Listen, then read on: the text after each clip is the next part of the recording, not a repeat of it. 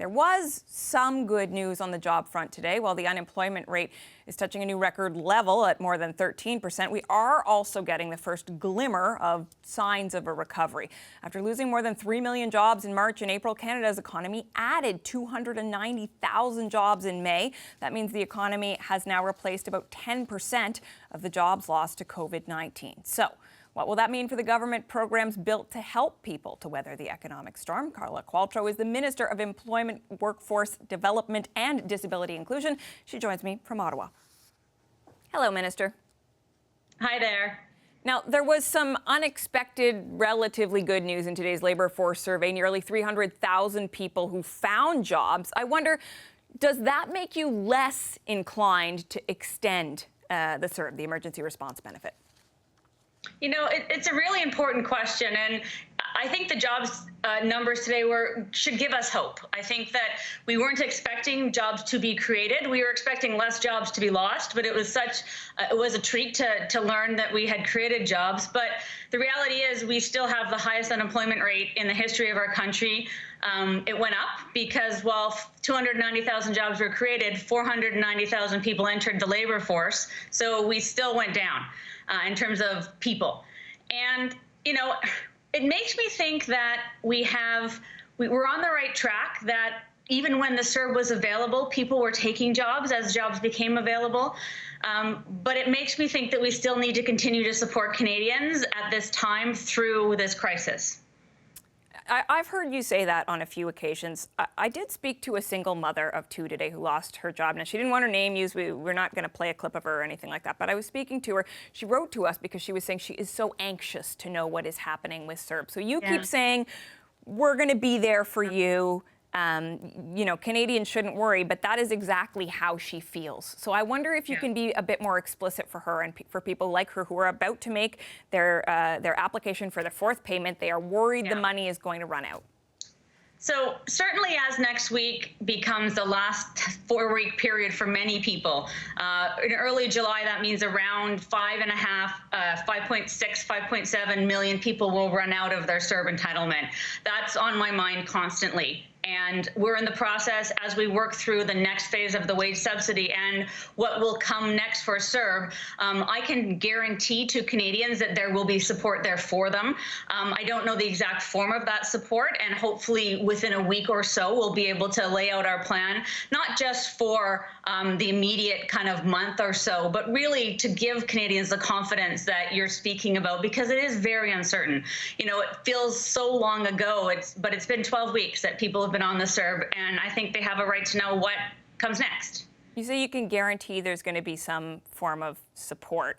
I think people might be concerned whether or not that support, I assume you mean money, is going to be more challenging to access. Is that a possibility? Do people have to worry that they're not going to be able to get those payments? That for some people it may become harder?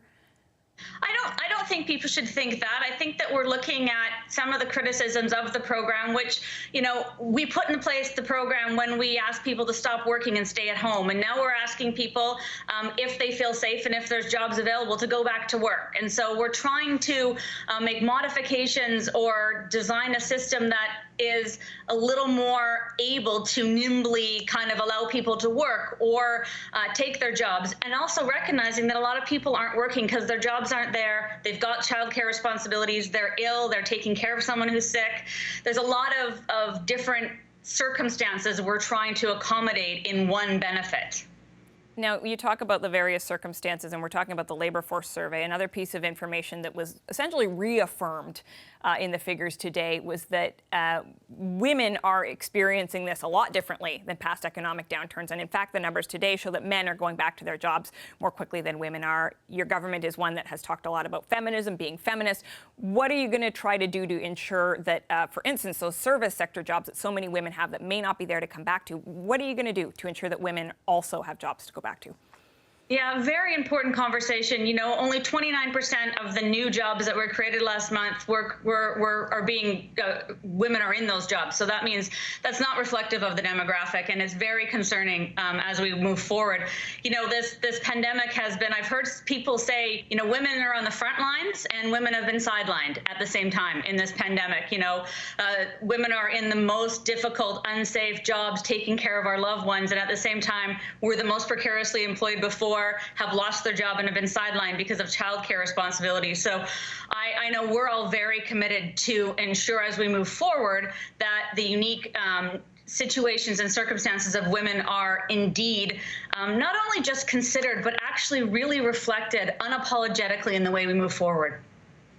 I want to talk about the, obviously there are a lot of questions about how that's going to work, but I think it's important also to touch on the announcement that you made today about new money to help Canadians living with disabilities. Not only has it taken some time for this money to roll out, we're, some 90 days into this pandemic, but on top of that, there are questions about how many people it's going to reach. If I understand correctly, 1.2 million Canadians claim the disability tax credit, right, which is your criteria for getting this. But Statistics Canada says more than 6 million Canadians live with disabilities across the country. So are you helping enough people? Well, you know, we're trying to help as many people as we can. And part of the challenge as we've, and I guess, let me start by saying this is not in any way the first time we've turned our minds to helping people with disability in this crisis. From the very beginning, disability inclusion has been at the center of the way I certainly have approached this, and certainly Cabinet as well. You know, the reality is disability supports for the most part are a provincial jurisdiction, and as we've rolling out the CERB and the student benefit and the GST and the seniors benefit, we've had easier mechanisms at our disposal to deliver for those specific populations. So in the federal realm, the disability tax credit is the most expansive grouping of citizens with disabilities. It also includes children with disabilities, which was very important to me. So if a parent claims a DTC for their child with a disability, that family will get the money.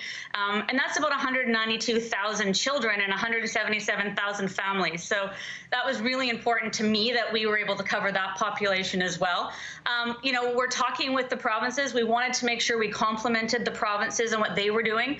Many of them are providing extra supports for people on disability supports provincially. So it was my opinion that we needed to really make sure we covered the broadest amount of people in the federal realm, I guess I would say. But certainly recognizing that, no, we're not covering everybody. That concerns me. This is a $550 million investment, so it's not insignificant, but I'm always going to be looking at ways to help more people. And as we move forward, certainly open to having those conversations.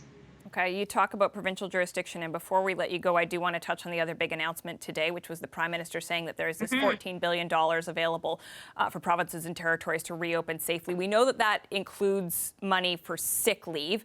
What I think is less clear, perhaps to me, but certainly to some of the people I've been speaking to in the provinces, is there's a long list of things. I think about 8 things that are included under that $14 billion umbrella. So do provinces get to pick and choose? Can they say, I don't want to be a part of this sick leave program. I'd rather spend that money on PPE or childcare? Is it optional?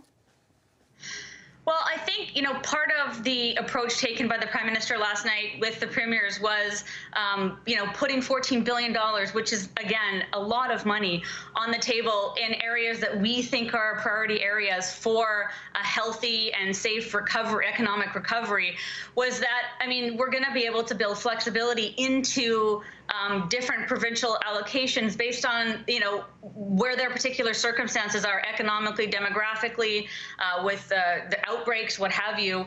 It's going to look very different. Sick leave is a very difficult nut to crack. There's a couple of ways that you could go about providing those 10 days. We're looking at, you know, working with provinces, doing it through another version of the CERB. There's a number of different options at our disposal. And again, wanting to work with provinces, not coming in with a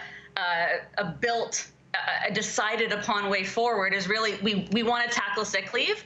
Here's some of the options for us. What do you guys think? And now what I'm not clear on, though, in what you're saying, you're talking about flexibility. Are you saying flexibility in how a province offers sick leave, or flexibility in whether they offer sick leave. No. I mean, we are definitely going to provide 10 days of sick leave for every Canadian, COVID-related sick leave. And so provinces right now, can't opt out. That's not an option.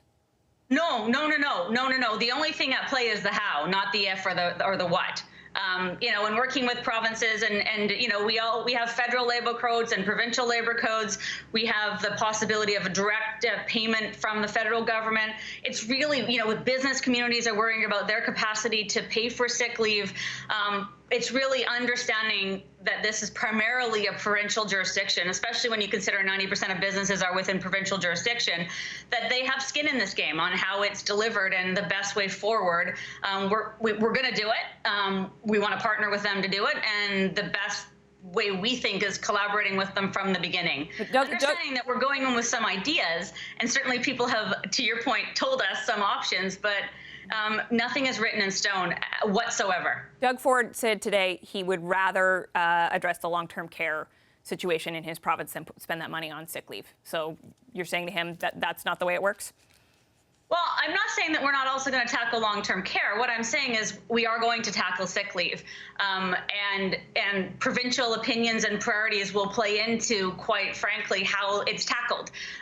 If provinces have less interest in doing it, that could lend itself to a more federal delivery model. But that's why we have these conversations, because you don't know where you're going to end up when you start the conversation. But like I say, this isn't a matter of what, it's a matter of how. Okay. Thank you very much for your time today, Minister Qualtrough. Excellent. Take care.